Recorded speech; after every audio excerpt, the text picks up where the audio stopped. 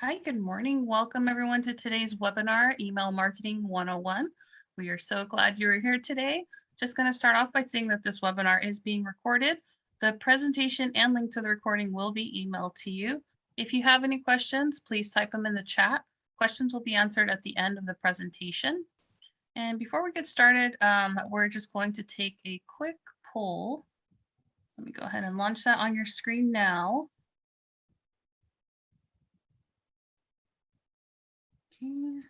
Can everybody see? Okay, there it goes.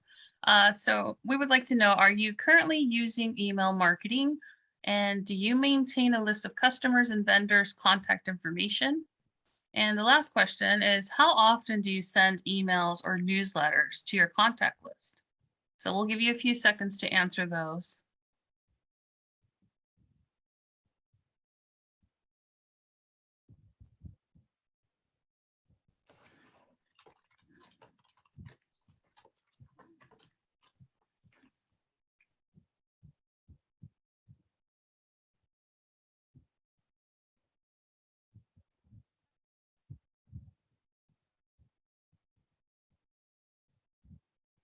All right, looks like the majority of you voted. Thank you very much. So let me go ahead and share the results here for everyone. So it looks like 70% of you are not using email marketing, 30% of you are, and 70% of you maintain a list of customers and vendors with their contact info. And we are about spread out throughout the board for how often you send out emails and newsletters to your contact list. So 30% weekly, 30% monthly, 40% said never. All right. Thank you very much for taking that poll. And on the next slide, I will go ahead and turn it over to today's facilitator, Rieva Lesonsky. Rieva, thank you very much for coming back and doing another webinar for us. Oh, it's my pleasure, Christina. And I'm glad we did that poll because it's very interesting that while most of you maintain a list, you're not using that list to email market with. So again, I'm Rieva Lesonsky. My website is smallbusinesscurrents.com. If you want to email me, you can see my email down there. It says coming soon on the newsletter. It actually is. The newsletter exists. The website exists. This is an old slide, sorry. So our current newsletter just talks about a current trend. It comes out every Wednesday and it's free. You can go to smallbusinesscurrents.com and sign up. So we have a lot of information, so I'm going to get started. Email, if you've been with us for a couple of the sessions I've done this year, you understand what marketing is. So the goal of marketing is to reach your target audience, and you do it various ways. You build awareness, trust. You do it by explaining and informing what you do. You want to attract customers, increase sales. You can see that marketing has a lot of goals. And the whole point of it, and I've shown this slide for every single presentation I use because it's that important, is to build trust. People do business with people they know, like, and trust. And the beauty of email marketing is it's a way to get people to kind of feel like they know you, because everything is digital nowadays. You may never even see a customer. You may not have a store. Your customers might be, halfway around the world. And so email kind of establishes a conversation and a relationship. So it's really important to help you build trust. Marketing channels, email is just one of the ways to market, right? There's social media, which we've talked about. There's rating and review sites and search engine marketing and mobile marketing and voice marketing. And people tend to concentrate on one aspect, which I think is what I'm figuring out today, if 70% of you are not doing any email marketing. And the idea is to put your business, whether it's an online business or a brick and mortar business, at the center and have every aspect of marketing feeding into that and supporting one another. So it's all about creating an integrated marketing program. But today we're going to talk about email. So Oracle did a survey of businesses and said, what marketing solution can you just not live without? And email was basically tied for the top. You can see how important email is to small businesses. So there are, when you look at the distribution channels, you look at for B2C and B2B, and you can see that email ranks really highly in both, in using email as a distribution channel for both B2B, a little bit higher in B2B than in B2C. So we're going to get into it now. We're going to dive into email, and hopefully at the end, you'll understand why it's important to market. So here's the big reason. I mean, we could stop right now, because it is the best marketing way of generating ROI. You get, every dollar you spend gets you $42 back in general. That's in general, right? It rules. It just outpaces every other marketing method there is. So the details of ROI, you can see also that brands that always A/B test their emails, which is really important, right? And an A/B test is you do something and that becomes your standard, that's your A, and then you keep iterating to test against what your standard is to see if something outpaces that. And then if something does, that becomes your A, and then you're constantly iterating to find what's better. You just never stop, right? That's the whole point of marketing, is to keep experimenting. But you can see A/B testing gets people an ROI of 48, and certain industries have a little bit higher ROIs than others, and you can see that down there. So we're going to look at some general stats here. 4 billion people on Earth use email. About 309 billion emails were sent daily last year. This year it's supposed to top 333. 64% of small businesses use email marketing to reach customers. So you can see that more than twice as many of you all are using email marketing, partly because 61% of consumers, that's the way they would prefer to be contacted by businesses. They would prefer email over any other marketing method. Baby boomers, so those are people in their very late 50s through their mid 70s, think that email is the most personal channel to receive communication from brands. But you can see 72% of Gen X, 64% of millennials, and 60% of Gen Z feel the same. So you have most people in America who feel like email, it's what I said before, it's a way to build relationships. 35% of marketers are sending their customers 3 to 5 emails a week. I think that's too many. I don't think any small business should really do that. Because you'll see in a bit, it's like, whoa, stop doing this. And then everything just becomes, I'm going to delete because I don't have time to deal with it as a consumer.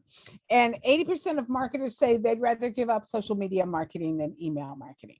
So here's a glossary, right? There's a lot of terms in the email that you may or may not be familiar with. So open rate is the number of people that actually open your email, right?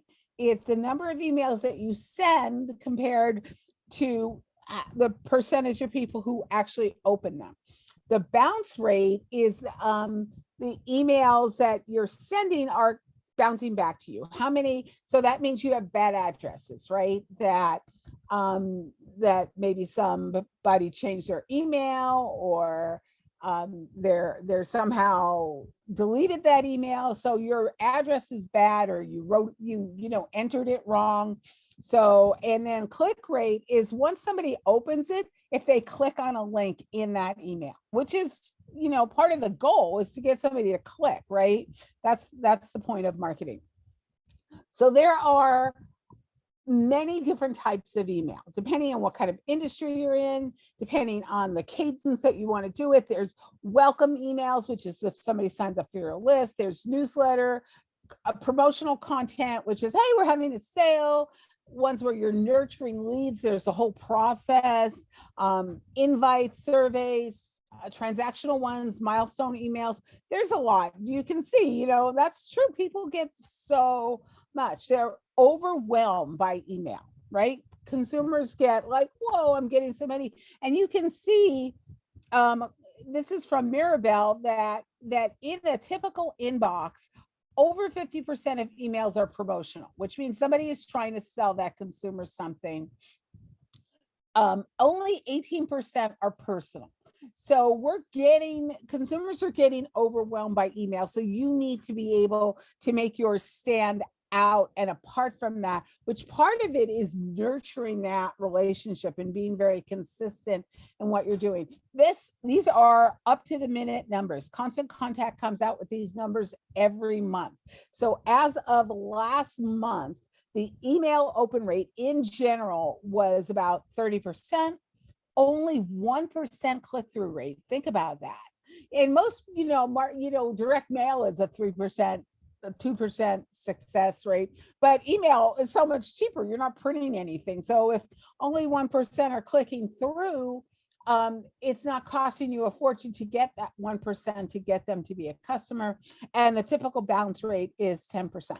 So we're going to take a little bit of a deeper look at open rates, personalization when you personalize the emails. And since a lot of you are not doing email marketing, I want you to think of yourself as a consumer, right? Like think about the emails you get from businesses. So personalized emails increase open rates by 26%. Because again, I feel like you're talking to me, right? Not just some random people out there. 68% of consumers decide whether to open an email depending on who it's from, right? Again, it's about personalizing that, making it seem like, if it's from a big store like Macy's, people, if they want to buy something from Macy's, they'll open it. If they're not, they'll just delete it. But if it's something from your small business, it's about a person, right? In our business with our newsletters, we found that the open rate increased when it came from my name rather than my business. So you have to experiment with people like that. Transactional emails get 8% more opens and clicks. Open rates with the recipient's name in the subject line have an 18% open rate. Again, that's personalized, right? I feel like you're sending something to me. So you can see that the open rates change by industry. There are some that are higher and some that are lower. Bounce rates for retail have an above average than general. And I think that's because a lot of retailers over email, like, you buy something from Old Navy and you get like an email every day. I don't need an email every day. So, as a consumer, I just delete. It's not bouncing, but I'm not opening those emails. And again, you can see by industry what it looks like. So what are the KPIs? What are you looking at? What are your key performance indicators? You're looking at delivery rate. That's about bounce and your database. How good is your database? How good is that list that you all say you're maintaining? How current is it? Are people interacting with it? Are they open to receiving your email? Is it actually going to junk folders? Like where is it going? Open rate, are people opening your email? The click-through rate, are they clicking through and click to open, right? Are they engaging with that email? Are things changing over time? This is something you have to monitor. Other success metrics besides the standard KPIs, you can look at conversion rate, like how many people are you emailing that are actually doing what you want them to do, whether that's to go to your website, to come to your store, to order a booklet, to sign up for something. What's the journey? Like what does your email want people to do? Like you have to lead them on a journey. You have to tell them what you want them to do. And then are they doing it? How many leads are you generating? How many are converting to customers? Are you making money from your email marketing? You have to look at that. And what's your return on your marketing spend? How much are you spending and what are you getting back? And you can see that a survey of businesses that use it measure, their top measurement is click-through rate. How many people are actually clicking through the emails? That's their top measurement. Open rate is second, and you can see the others. Okay, so conversion is you're sending an email which has some kind of call to action in it, because that's the whole point. And how are they converting? Meaning, are they becoming a customer? Did they do what you wanted them to do? And you could see that this survey is from 2 years ago. Either the pandemic kind of impacted a lot of surveys out there because people thought it's not a typical year, so we're not going to look at things. So we're getting back into better surveys right now. So 2 years ago, there was a survey from eMarketer, and you can see that people were based on purchase history. That's where the conversions they could see were coming from. So when you look about all the ways that you want to market to your customers, email, other than to build brand awareness, because people don't know you, will look at cold emails a little bit later on, but emailing to people who don't know you, it doesn't really work, right? Because you have to have a name and then you have to have their permission to email you. So, but when you look about securing leads, nurturing leads, and converting leads, email is right up there, either number one or like number two, but that number two is basically tied with number one. So you can see how important it is. So there's a big question about, should you automate email? And automated emails boost revenue by as much as 320%. There's companies that do that. So it's not you sitting down or one of your staff members sitting down and doing it. There's systems that you kind of set up, and it automates. Here, this email goes to this person based on their actions, right? And it's a way to keep people engaged, because you want to, while you shouldn't email every day or even 5 times a week, it's a way to let people know that you still exist. So you can also see for automated emails, for what did they work for? Order confirmation, people love that. So that's automatic, right? Think about something you buy you buy online. You get an email saying, thank you for your order. Here's your order number. Those are pretty typical.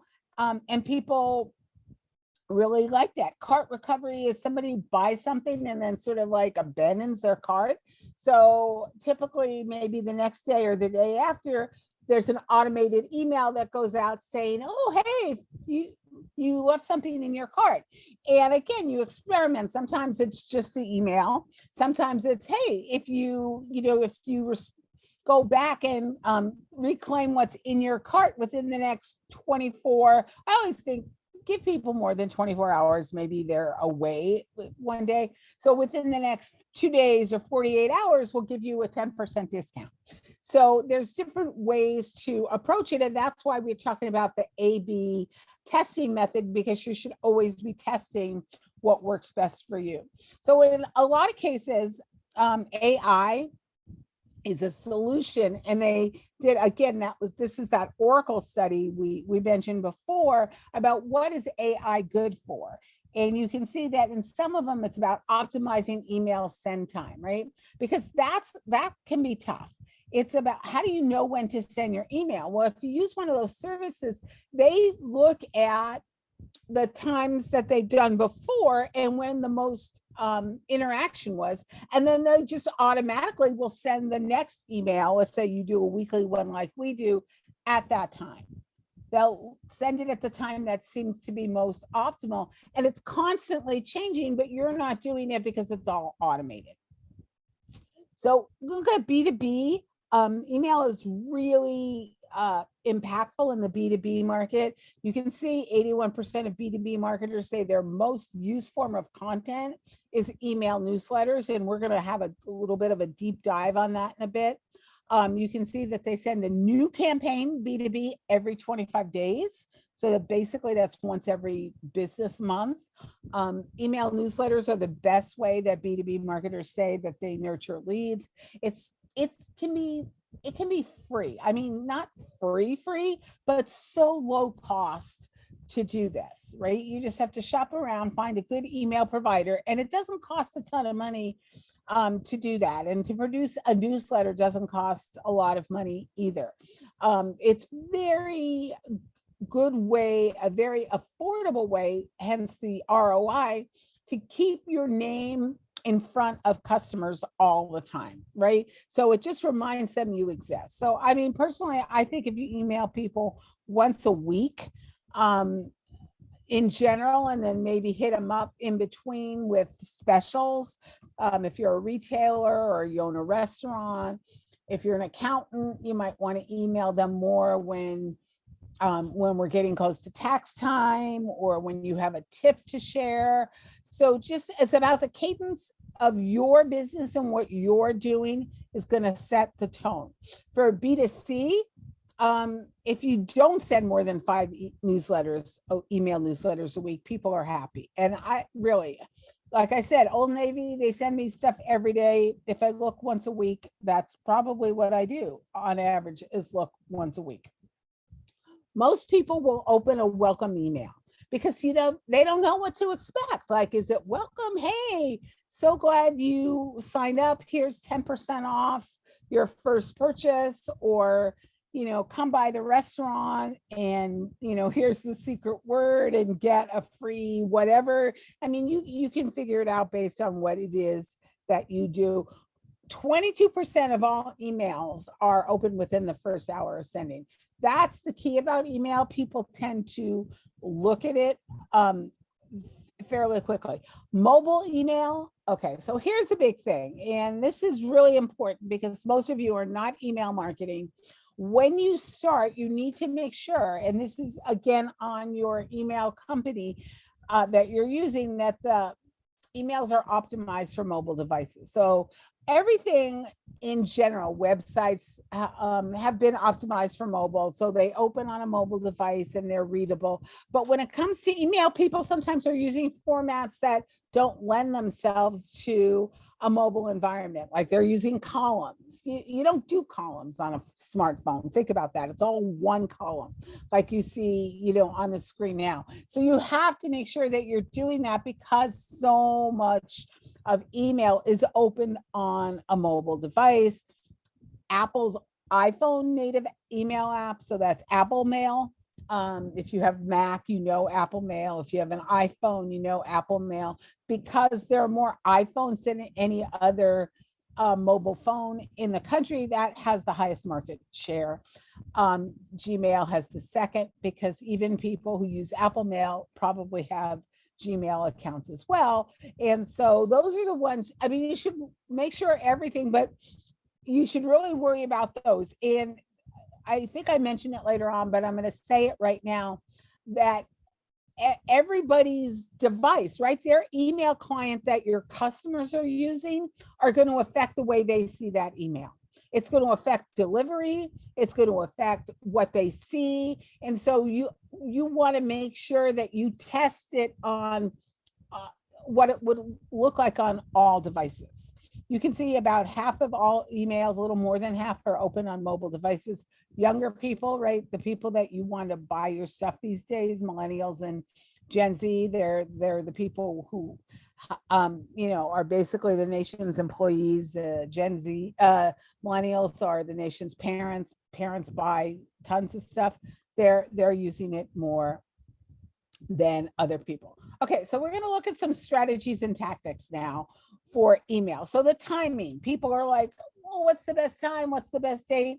There is no general rule. I mean, every email company you can see says, okay, Campaign Monitor said of their clients, they see the highest open rate on Friday and the lowest open rate on Saturday, but there's only 2% difference. So to me, 2% difference, it doesn't matter, right? Like, what does that mean?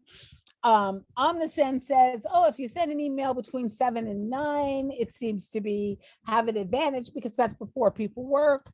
If you send it at 6, it has the average order rate. That kind of makes sense, right? If you're a retailer and you're trying to sell something, people are home, they're looking at their email. Now is a chance for them to go, okay, maybe I'm going to buy that, right? Because they're not at work. Get Response says higher open rates happen closer to 1 p.m., which is right after people get back from lunch, and then they drop off, and then they peak again at 6. So there's, again, if you sign up with an email marketing company, they are going to know based on performance what's the best time, and they're going to optimize your emails that way. Cart abandonment email update. So again, this is like somebody buys something and puts it in their cart and doesn't make the purchase. They go away. Maybe they're checking prices. Maybe they got distracted.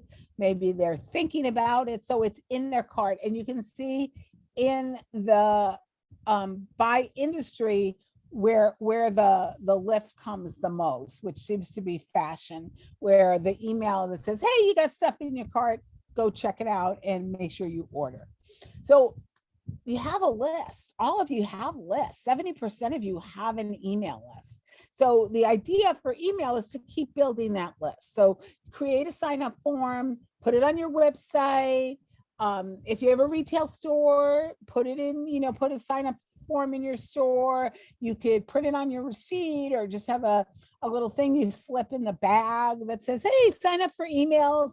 You might want to do a welcome offer to incent people to sign up. But you want to get that name. If you go to a trade show, if you participate in a fair in your neighborhood, right? Where they have art fairs, depending again on what kind of business you have a sign up sheet in your booth. Share your sign up form on your social media channels. Say if you have a good, healthy presence on Facebook, say, hey, here's our sign up form, sign up today, and you can get X percentage off, or we have this free download. Again, it depends a lot on the business that you have. If you have an existing list and you want to get them to sign up, like maybe you have a list but they haven't opted in for a newsletter that you have or some other offer that you have, offer them something to sign up, a discount or have a contest so you're only giving out one prize. Make your emails easy to share, right? That's about putting your customers to work for you. So you have share buttons and social media buttons where, if it's something interesting, you can say, hey, share this on Twitter, and all somebody has to do is click it and it comes up. Again, all these are automated programs that come with email marketing companies that have these options for you. You can create a landing page that has a clear call to action depending on what you're trying to sell. The best tips from Content First say don't buy an email list. And email lists tend to often have names that are no good, that they've expired, or they have people who haven't agreed to get emails and they get really mad and they don't just unsubscribe, they report you to spam, and you don't want that to happen. So you always need to get permission, and we'll talk about that in a little bit, that everybody who you are emailing has opted in to get emails from your company. And there's a law about this, and the penalties for breaking this law are pretty onerous. So and we will look at that at the end of the presentation. You want to make sure that you are following the law. So how do you increase engagement? So Marketing Profs, which I highly, highly, highly recommend you all check out. It's a great resource for all types of marketing.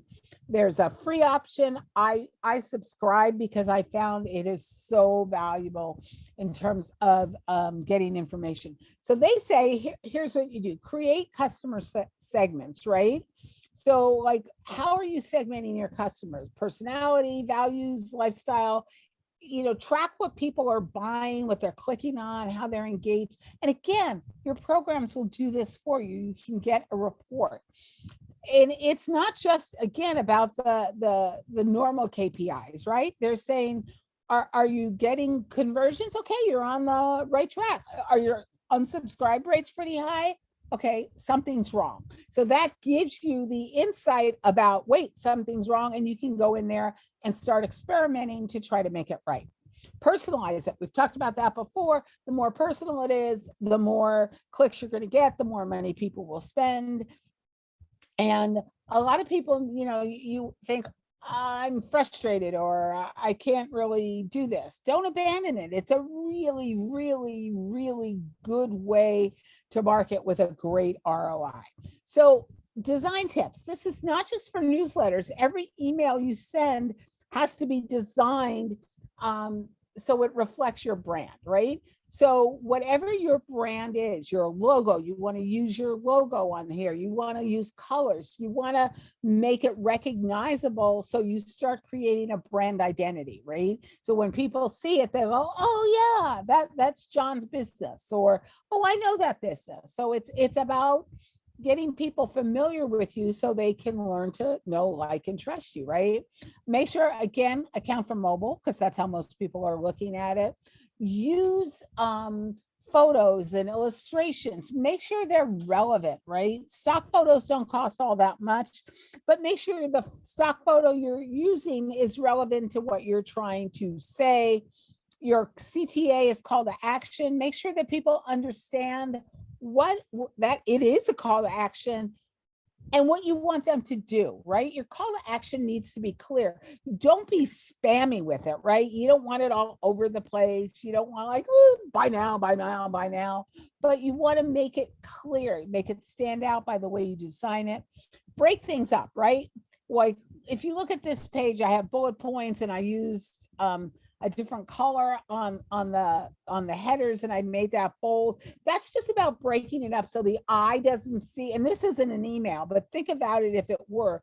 That's so the eye doesn't just see one big block of black type on a white background, because then the eye gets like fatigued or it tells the brain, this is too hard, I don't even want to do this. So you want to make it so it's easy. Bulleted lists, short paragraphs are really better. You want to be inclusive. Make sure you understand that, if you're using stock photos, make sure that you use different genders, different ethnicities at different times. You don't want to exclude any member of your audience. Black text on a white background is pretty typical, right? That's what you're looking at now. White text on a black background tends to stand out sometimes, but it can be hard to read, particularly for older people. Think about font size depending and type of font, depending on the average age of your customers. See there, I forgot to put that part blue. Test it without images, because sometimes if people don't have a good internet connection, like if that's where some of your customers are, it takes a really long time for things to load without with images. So you want to test it, but I think images are always better to have. And always preview what you're doing, and preview it, like I said, in different different email clients so you can see what people are getting. Okay, so the important part of emails is subject line, right? Because if you can't get past the subject line, no one is going to buy anything from you. You can look at this chart. It's too tiny a type for me to read it to you right now. But this is open rate by subject line length, the length of the subject line. So this company, Clavio, I actually don't know how to say it, did a whole report on subject line. I recommend them as a resource too. And they're saying, think of subject lines as a teaser, right? That it's kind of like the headline of an article. You're trying to pique people's interest so they'll open your email. So this is the part that shows up in the email client on, the little part of the subject line. So you may think it doesn't matter, but it's basically the most important part of your email, because it's what gets people to open it or not. So typically, the longer the subject line, the lower the open rate, right? So because they're not going to see it in their little preview panel. So you really want to get to the point pretty quickly. So much email open on a mobile device. Brevity is really important. And the shorter cover lines perform better, but they recommend that you A/B test. Words matter. So when people sign up for a newsletter, they're looking forward to that newsletter. And so they're opening that. A PDF, they're opening that because they think, oh, here's some information I asked for. It's going to help me do something better. Counterintuitively, don't use the word you. That's not personal. People think, oh, if I say the word you, that personalizes it. It doesn't. It makes it kind of generic, and you get a lower open rate on email subject lines that have you. Do not shout, right? So shouting means all caps in an email, or basically in any digital marketing. In person, shouting may get people's attention, but when you use all caps in your email subject lines, it doesn't. It turns people off. They think they're going to that you're trying to sell them something. It kind of creates a feeling of distrust, so you don't want to do it. You can see that it performs better if you don't. So again, Clavio, I'm going to learn how to say that, has some best practices. Personalization, we've talked about that.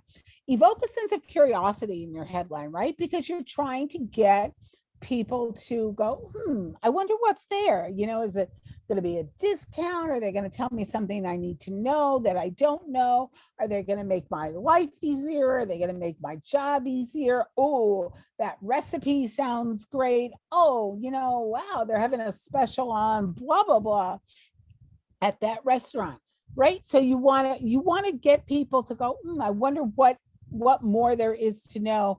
Maybe ask a question, because people, if they have a question, their natural tendency is to want to answer that question, right? So that those help. And be conversational. This is all about conversational and authenticity and being genuine, because again, remember the point: know, like, and trust. That's what you're trying to do. When writing a subject line, their advice is to imagine you're writing to a close friend. I love this advice. I think about that when you're doing your whole newsletter, email newsletter, right? It's about you're sharing information with a friend, right? You're not trying to talk down to people. You're not trying to lecture people. You're just saying, hey, did you know? Just so you want to make your email sound like that. Like, hey, did you know this? Or, hey, here's some information you might want to think about. So you never want to come across as condescending, as patronizing, as, ooh, I know more than you know. It's about sharing conversations with friends. If you have an offer, include it in your heading, because people think, ooh, I'm getting something. What's in it for me? Because that drives a lot of buyer motivation. And be very straightforward. Don't try to beat around the bush. FOMO, fear of missing out. So that's about creating a sense of urgency, because nobody wants to miss out. Nobody wants to, like, oh, I should have taken advantage of that. Like, like there's a deadline that they miss. So you want to, like, ooh, like, if you're having a sale, say like 5 days left, or only 3 days left for you to take advantage of this, or the special offer we sent you is expiring soon. So it's like, oh, I don't want to miss that sale, right? You create that sense in people. Be specific, right? So you kind of giving them a clue, because otherwise it's like, yeah, I get so many emails, I'm not going to open that. Best practices, numbers in subject lines get a higher open rate. When I was running a magazine, numbers on a cover sold, covers with numbers sold more copies than covers without, because it's like people think, oh, I'm getting something, right? It's like, ooh, 5 ways to do this, or 7 ways. I always think the ones that have 100 ways are kind of turnoffs, because it's like, I don't have time to read 100 ways to do something. So I tend to, like, not open those emails. Anything more than 20, 21 ways, I'm going to just delete, because it's too much. And if I keep it, I'm going to keep, like, well, oh, I should open that. So I just tend to delete it. That's my own actions. But I think a lot of people do that. Also, you should know, in terms of magazine sales, and I think this works for emails as well, odd numbers work better, other than 10 or 12, because that's like a dozen, or 10 is a nice round number. But 5 works better than 4, 7 works better than 6 or 8. I don't know why, but it does. So think about odd numbers. Best practices with emojis. So this is something kind of new. People were tending to avoid using emojis. Plus, I love this slide. This is like what I want a poster of this slide. Test emojis in your emails, right? Sometimes they'll help you stand out, because most people don't use emojis. So it's going to kind of get you noticed if you use an emoji in your subject line, but don't overdo it, right? Especially if you don't really know that person, if they're not a regular customer, which you should know when you're segmenting your list. You don't want to overdo the emojis, but it's a good way to stand out. And again, it should be part of your A/B testing. So now we're going to talk about newsletters. So email newsletters are a really good way to get people comfortable with you as a business, to get them to know you, to get them to trust you, to get them to rely on you as a good source of information that helps them do something better, whether it makes them smarter, whether, again, depending on what you do. And think about what you do, and sending an email in not just promoting what you're doing. If you're a restaurant owner, for instance, every email you send should not be about, oh, come to our restaurant and buy this or come buy this. It should be like, what's the story behind a certain recipe? Like, was it your grandma's recipe? Or did you find it, in some unusual place? Or share a recipe, right? Like, hey, it may even be one that something you're not selling that you don't make because maybe you don't want to reveal your secret recipe, but say, oh, I was traveling and I came across, this really great dish and I looked up how to do it and I really want to share it with you because I think you might like it too. Again, it's about being a friend, right? Emails are a good way, newsletters are a good way to establish, what you would call a business friendship. Newsletters, you can see, and we talked about that before, they have a higher open rate. You want to optimize the experience by encouraging readers to scroll through the whole email. Like if you do this, if you save something for last, the best for last, you'll encourage them to look through the whole email, but don't make the email really long. It should be a little bit of personality. Develop a company voice, a company tone. What is your company? What are you selling? And your tone. If you're a doctor, you don't want to be frivolous. If you're a makeup store, beauty supply store, you can be a little bit more frivolous and a little bit more over the top, right? And it's not about cramming your email newsletter full of information. It's about the right information to the right audiences. So here's some best practices for optimizing newsletters, again, from Marketing Profs, because like I said, they are just an amazing resource. So here's how to, in general, best practices for businesses are about making human connections, offering relevant information, and content and messaging, and using proper design. And we talked about design elsewhere, but here's how to adopt those best practices for newsletters. You want to make a connection. Again, it's about being genuine and authentic. And the way to do that is figure out what your goal is. What do you want your newsletter to accomplish? Are you trying to build brand awareness? Are you trying to sell something? Are you trying to just inform people? What's your primary goal? And design your newsletter with that in mind. What are your expectations? Like, tell people what you want them to do. Maybe like our emails, hey, here's some information. I'm not asking you to buy anything. I'm not asking you to sign up for anything. It's just, hey, here's the trend. Sign up, come back for more. And that's our goal. We're not selling anything. We're just offering information. Your goal obviously is going to be something different. So figure out what that is and be consistent, right? You don't want to send an email, say, oh, I have a weekly email and skip a week, right? Or it's okay maybe to skip 1 week, but you don't want to skip 2 weeks. And you don't want to send it at 9 o'clock one day and at 9 p.m. the next day, the next time. Again, because your metrics aren't going to be that varied. So follow your metrics and do that. Offer information that's relevant, that the content and the messaging should all be on point, right? Is it educational? Is it promotional? Balance between both of them, right? If you have something to sell, that's okay, but you don't want to sell all the time. So it's okay to sell. You just want to balance it with offering information that's making your audience smarter about whatever it is that you do. I mean, it has to be relevant. You don't want to make them smarter about something that has nothing to do with you. I mean, you can, but it's not going to benefit you, and it's not going to build trust, because their thing is, why is this person telling me this? What do they know? Unless you establish that, and then you're kind of off the track of why you should do a newsletter to begin with, right? So put it in context, make it easy to subscribe, make it easy to unsubscribe. Again, that's legal. That's part of legal rules. If you don't know what content people want, ask them. Do little surveys like Christina did at the beginning of this. Like, what do you want to know? Hey, I was thinking of doing this. Do you want to know that? Look at your metrics and you can see what things people click on. So that gives you information, and make it easy for them to provide feedback. Again, design best practices. We talked about email design, newsletter design, same kind of thing. There needs to be what they call a hierarchy, right? Your headlines are a bigger type, your overall headline is even bigger.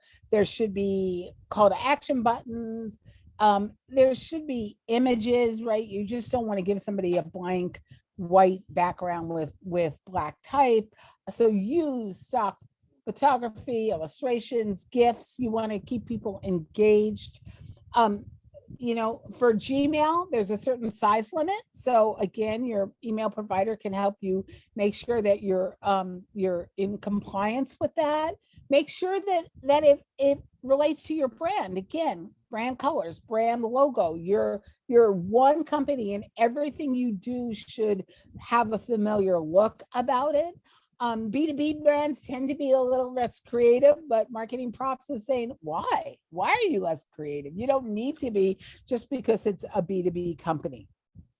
So for generational readers, Marketing Profs did this survey, and it's like they asked consumers, are newsletters a good way for businesses to communicate with you? So in general, 55% of everyone says yes, but you can look generationally that millennials are, the younger the person, the higher they said yes, because that's how people want to get advertised to or talked to by a business. Email, it's easy. I can read it at my leisure. I can look at it and say, oh, I'm going to save that, I'm going to look at it later. I can delete it on the spot if I'm not interested. I can save it. I can forward it to a friend.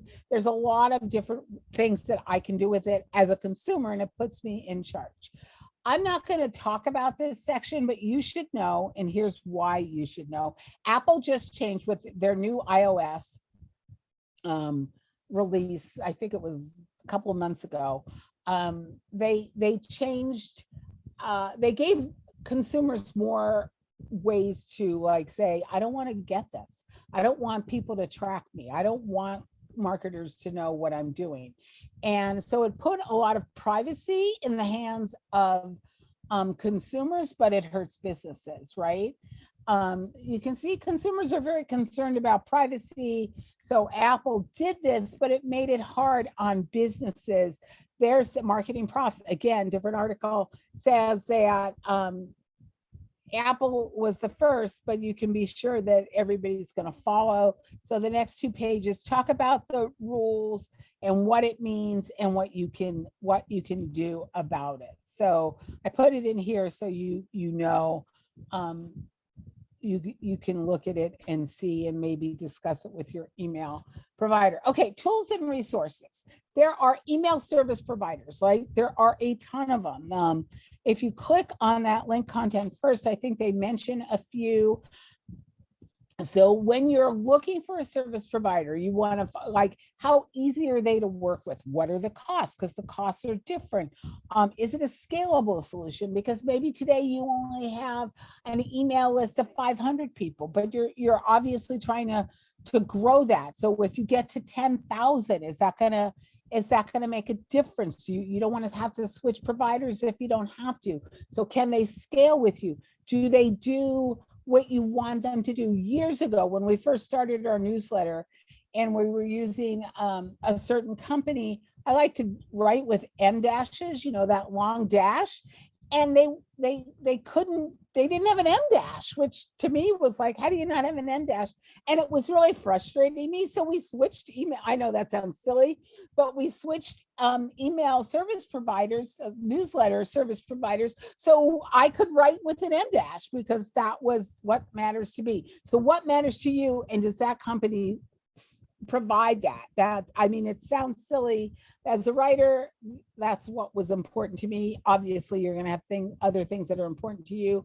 What's the cost? And are you getting customer support? Because you want to be able to get customer support. There's a company, and all these things are hot linked, right? Called Email Tool Tester. And it's a great, I highly recommend them as a resource.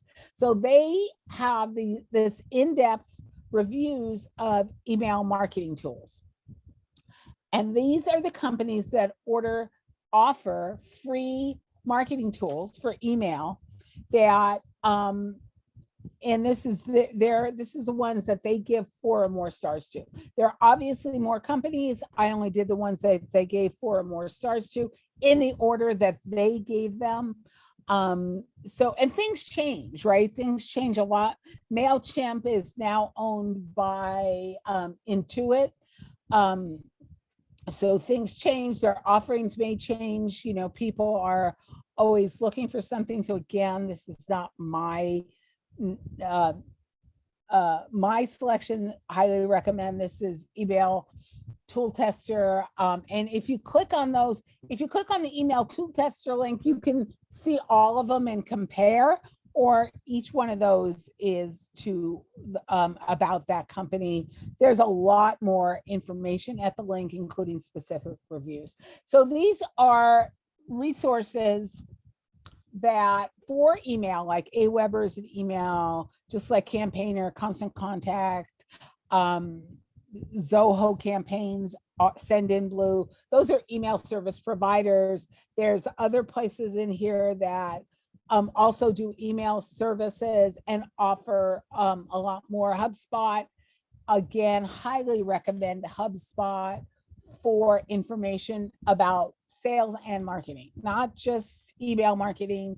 It's a great place to get a ton of information about what's going on. They're constantly updating things. They're constantly saying, hey, here's a new way to do this. Here's a new way to do that. If you've been with us over the course of the year and seen these presentations, you can see that I use HubSpot and Marketing Profs a lot. Kinsta, Klaviyo are very email email-centric places that you can get a ton of information. There's a lot of it. Constant Contact is an email client, but they have a ton of information on their blog. So does Aweber. Those are the two I'm most familiar with. We use MailChimp to send our newsletter because they let me do an M-dash, but that was years ago. I'm sure everybody does now. But there's a lot of information on the blog, which you don't have to be a customer to use. These are articles that from different places that here's the best email service providers, best email software. Capterra is one of those companies that does a lot of comparisons. So you can click on those. Those are all hot links and you can look. That Salesforce book, I got the design tips from that book. It's just a sign-up page. It's the way that they build their email list. It's really smart.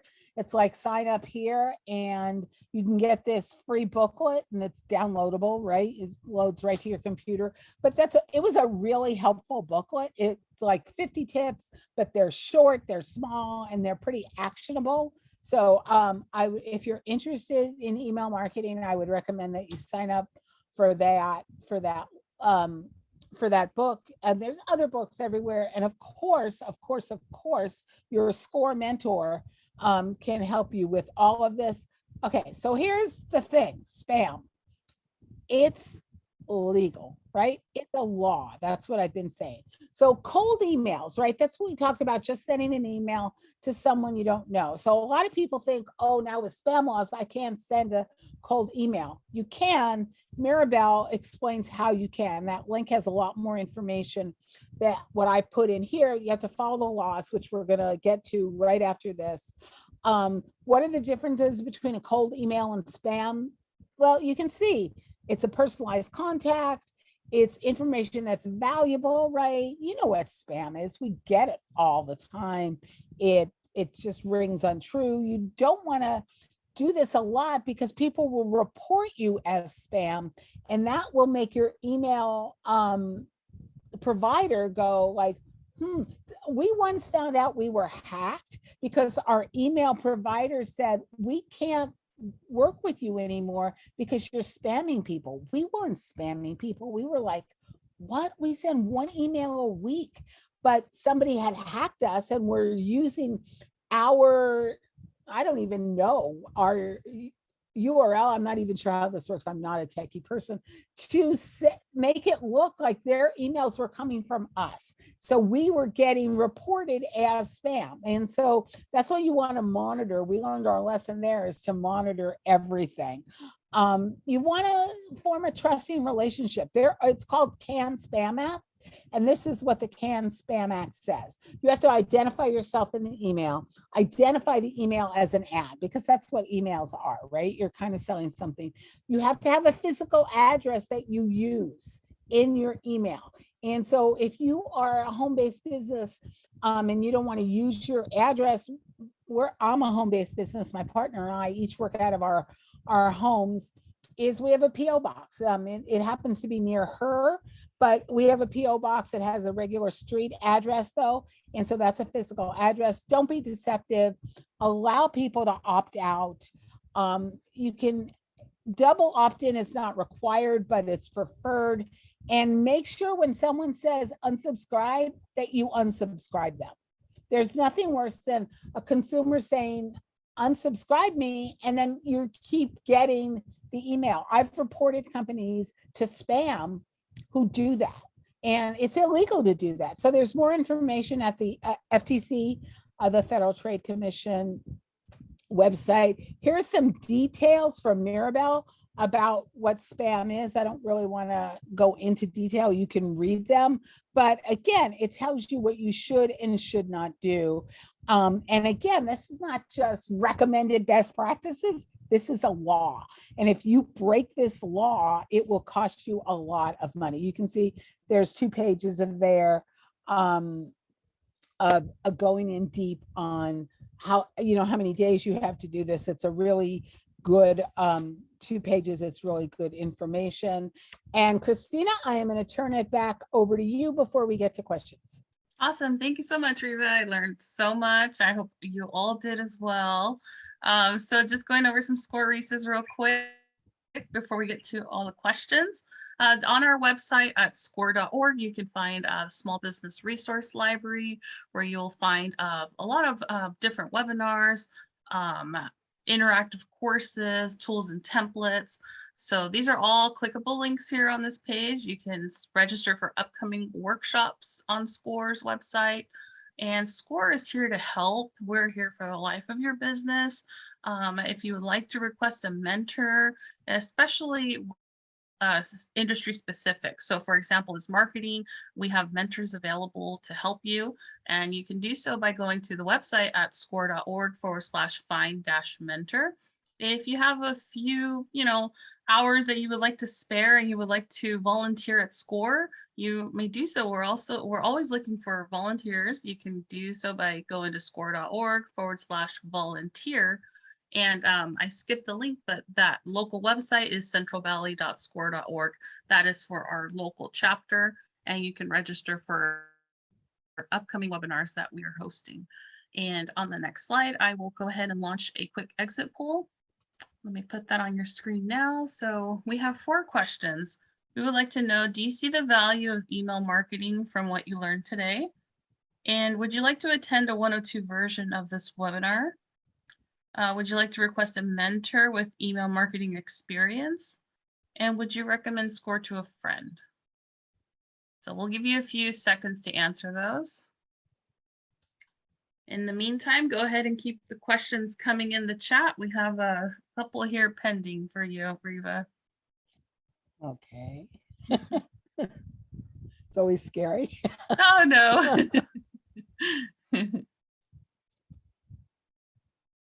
I'm sure you can all tell Rieva really knows her stuff. So we're very, very lucky to have you host these webinars for us, Rieva. Thank you. My pleasure. It is. I All learn right. a lot too. Yeah. So let me share the results here for everyone. So everyone learned something and they see the value of email marketing. Excellent. Everyone is interested in a 102 version of this webinar, Rieva. Uh-oh, okay. Better start my research now. And let's see, about almost half of you would like a mentor. Awesome. So you can do so by going to that link, that score.org/find-mentor. And everyone would recommend SCORE to a friend. Excellent. And that is our Facebook page at SCORE Central Valley. Go ahead and give us a like on there. We also post our events on there as well. So let's go ahead and get to the questions. Let's see. Yeah. So I'm gonna stop sharing my screen, but I just want Okay. everybody one more time. You can email me or ask me a question on Twitter. That's my social media of choice. And if you have any questions, and Christina's gonna share the presentation with you. So Yes, I'm that gonna stop the that screen was one of the share. questions here. Is it possible to get a copy? I see that Yeah. Tom answered it. Thank you, Tom. So yeah, I'll send out the recording and the slides within an hour. So other question here, Riva, when is the best day and time to send an email? Again, we don't really know. The only way to know, every email company will tell you this is best. In general, unless you are a retailer or a restaurant owner promoting something that's happening on the weekend, I wouldn't send one on Friday afternoon, right? So I think the days that I hear that are best for people, that they're not like overwhelmed on Mondays, right? Because it's first day back at work. So people are looking and there's emails, they're looking at all their emails in one place, right? Most people don't generally, I'm going to go to Gmail to check this, I'm going to go here. It's all in one place. So it's so many emails. So I would avoid Mondays and avoid Fridays, even though one person said Fridays are the best day, because people are winding down. They want to stop doing this. So I would say Tuesday, Wednesday, and Thursday are really good days to send informational emails. That's just my gut. My gut is what I hear, and my gut as a consumer who I get on average 400 to 500 emails a day. That is too many. Let me tell you, that is way too many. And I keep trying to figure out ways that I can lessen my burden, right? But so I know that if you send me an email on Monday, I'm real, chances are I'm not gonna look at it. And again, I look at my inbox and I just go delete, because I don't want to look at that number and say you have like 500 unread emails. So I'd say Tuesday, Wednesday, and Thursday. But if you sign up with an email marketing company, that it's gonna make that choice for you based on actual data. It takes the guesswork out of it. You send an email and it comes back and says, nobody opened it. So then you maybe pick a different day or pick a different time, but you don't have to figure that out. It's going to figure that out for you with our newsletter. It decides it goes out every Wednesday. Sometimes it goes out at 9 a.m. Sometimes it goes out at 10:30. It's usually the morning, but it does it based on how many people opened it the week before. And that could change seasonally too, right? More people are on vacation in the summer, maybe fewer people are around. So it's always optimizing what it says is best, and it's a machine, right? So I hate to say it, but in some cases, machines are smarter than we are. Let them do the work.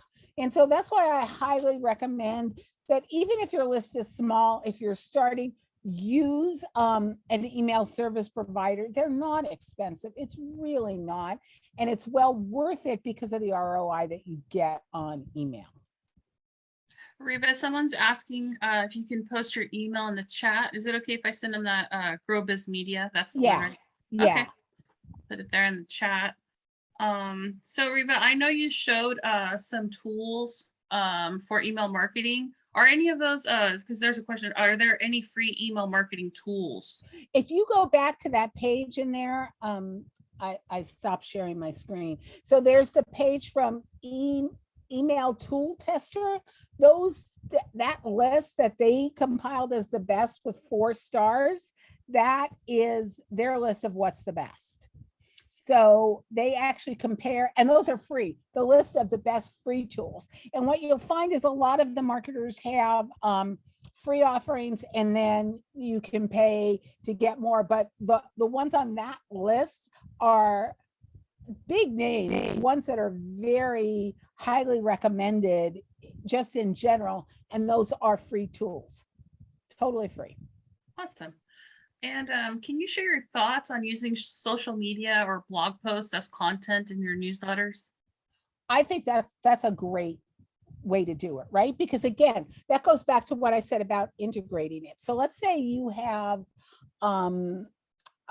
social media and you're posting some information on there. So what's your point with that? Is it to drive people to your store? Is it to drive people to your website? So if you've posted something interesting, see, the beauty of an emails newsletter is you can do something. I do one of my clients is a friend of mine, and his website, he's starting over, but it's really small and he doesn't have any content on his website. So basically he's just trying to build awareness and establish, hey, I'm a credible source of information.